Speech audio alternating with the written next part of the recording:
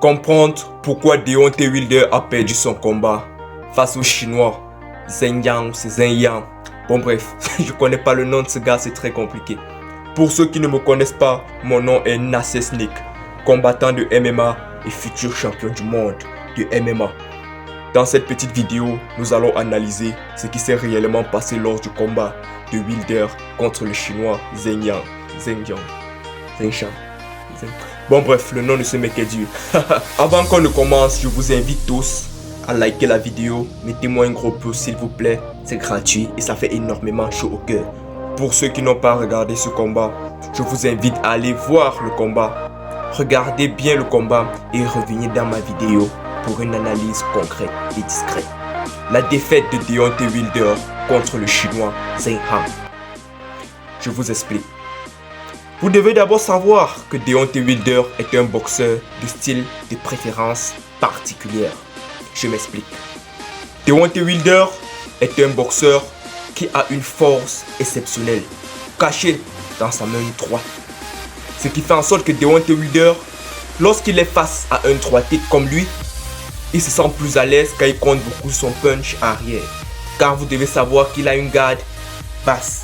Il n'a pas une garde très haute, il n'a pas une garde de Philly Shell. Pour ceux qui ne connaissent pas la Philly Shell c'est la garde particulière de Floyd Mayweather qui consiste à bloquer l'épaule avec à bloquer le menton avec l'épaule et à couvrir la tête avec l'autre bras pour pouvoir faire des esquives comme ça et remixer. Deontay Wilder, il n'a pas cette position là. Et aussi, c'est la deuxième fois de toute la carrière de Deontay Wilder qu'il se retrouve confronté à quelqu'un qui est opposé à lui. Donc c'est-à-dire un gaucher. Premier critère. Deuxième critère. Le chinois Zheng Yang était bien plus costaud que lui. Bien plus lourd que lui. Ce qui fait en sorte que Deontay Wilder, si vous voyez bien dès le combat, dès le début du combat, il se sentait déjà dominé. Il était constamment en train de rentrer. Erreur grave pour un combattant. Le combattant qui prend toujours le centre de la cage et qui avance constamment sur l'adversaire est celui qui a toujours plus de chances de gagner. Par contre, celui qui est constamment derrière, qui est toujours en recul, c'est difficile d'attaquer. Car une fois en recul, tu penses beaucoup plus à contrer. Or, Deontay Wilder n'est pas un contreur du style Conor McGregor qui avait la capacité de sortir en contrant le coup. Mais Deontay Wilder n'est pas cela. Il est habitué à attaquer. Et aussi, Deontay Wilder, comptant sur son punch, s'est rendu compte qu'une fois qu'il a déchaîné son punch sur le chinois n'a pas tressailli. Il a encaissé le coup certes, mais il n'a pas bronché. Cela affaiblit déjà le moral de l'adversaire. Lorsque un adversaire compte beaucoup sur un coup et qu'il frappe son adversaire de ce coup et se rend compte que son coup n'a pas d'impact, le moral est déjà bas. C'est ce qui a déjà démoralisé Deontay Wilder. Or, le chinois avec une garde de gaucher, utilisait probablement fortement la Philly Shell. Et le chinois comptait beaucoup sur son jab cross. C'est pour ça que parfois les gens trouvent les combats des poids lourds un peu ennuyeux. Je m'explique. Dans un combat de poids léger, vous voyez, il y a beaucoup de techniques, beaucoup de vitesse, beaucoup de rapidité, on bouge beaucoup, on esquive, on fait tout. Or, dans un combat de poids lourd, on maximise plus sur la puissance. C'est pour ça que vous allez voir les premiers, deuxième, troisième rounds, ils se jabaient, ils se touchaient les mains en cherchant le gros coup pour finir. Contrairement au combat de poids léger. Et Deontay Wilder a pris beaucoup de gauche de la part du chinois qui avait une garde de gaucher. En temps normal, c'est censé être une droite, mais le fait qu'il était gaucher, c'était une gauche. Donc automatiquement son coup le plus puissant. Regardez bien la technique employée par le chinois. Premièrement, il savait qu'il pèse. Une fois que tu sais que tu es plus lourd que l'adversaire, c'est déjà un avantage pour toi. Et c'est ce que le chinois a su exploiter. Quand le chinois avançait, quand Deontay Wilder faisait une attaque, il se contentait de placer sa garde, d'encaisser et de ne pas reculer. Constamment en avance, car il savait déjà qu'il pesait plus.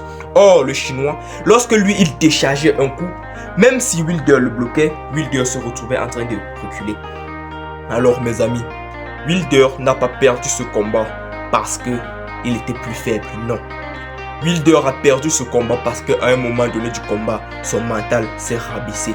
Il a laissé ses émotions prendre la raison. Il a eu peur de l'adversaire. Et vous voyez bien, une fois la peur s'est installée, premièrement la fatigue y est. Regardez cette séquence où Deontay Wilder est assis au coin. Regardez sa façon de respirer. Il a l'air très fatigué. Or, nous ne sommes encore qu'au troisième round. Regardez comment il est fatigué. Exactement, c'est ça. Lorsque le mental est bas, le cardio est bas.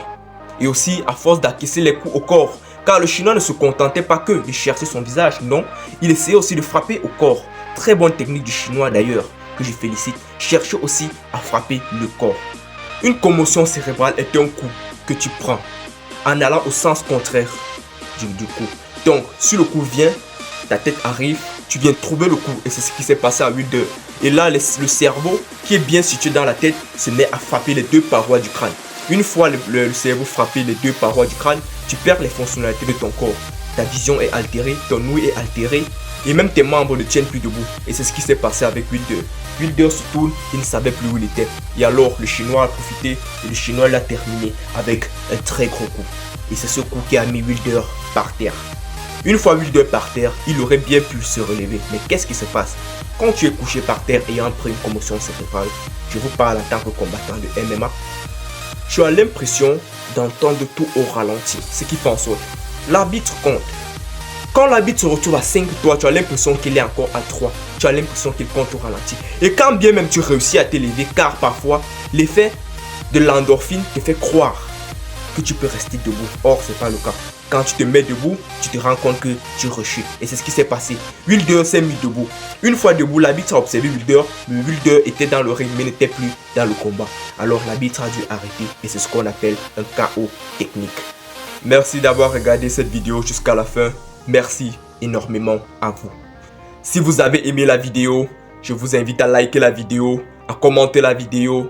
Et si vous n'êtes pas encore abonné, abonnez-vous et activez la cloche de notification afin de ne rater aucun de mes prochains contenus. C'était Nasser Snake pour l'analyse, combattant de MMA et futur champion du monde. Merci.